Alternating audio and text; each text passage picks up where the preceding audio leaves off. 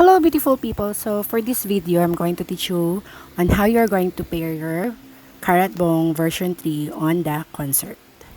So first of course, you should download the app, which is the 17 version 3, and then you're going to put concert mode, then select the concert event, there you go, and then you're going to press both. So pagka on mo, press both yung dalawang button, so it will be on a Bluetooth mode.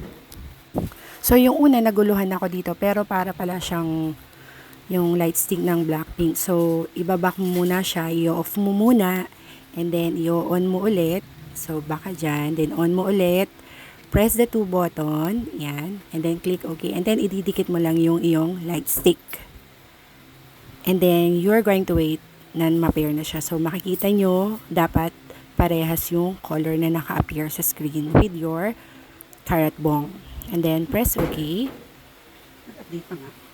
Okay, so, dito, mag-re-download pala siya or mag-update siya ng new version. So, update nyo lang siya and then you're just going to do the process again.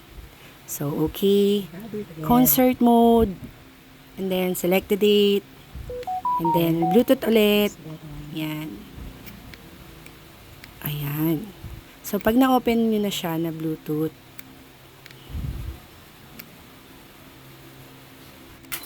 so, ganun ulit. Ididikit nyo lang yung inyong Karat Bong sa phone para ma-connect siya ng mabilis. So, as you can see, nag-pair na siya pag parehas na yung color sa screen at saka sa Karat Bong. And then, you're just now going to input your section on the concert.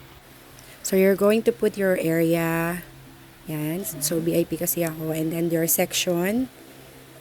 And then, row, of course, standing. And then, dito naguluhan ako. Ang ilalagay pala dito ay none, kung kayo ay nasa standing area. So, yan. Then, click save. Yan. So, makikita nyo na yung inyong. Then, magpe-pair siya kung kulay green na. Yan. And then, click lang, nakalagay dyan, pairing complete. So, you're now ready for the concert. So, yun lang. See you around. Bye! Horange!